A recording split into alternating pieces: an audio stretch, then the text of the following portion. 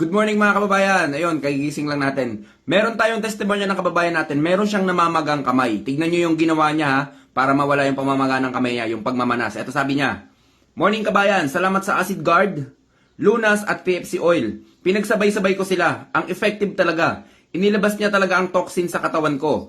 Pag nagpupupupo ako, inubos ko ang isang bote sa loob ng 1 week. Grabe, napakaginhawa sa tiyan. Order po ako ng isang bote pang maintenance na lang po. Salamat po. Okay, nakikita nyo doon, ito pakita ko nga ulit kababayan, yan, pakita ko sa inyo.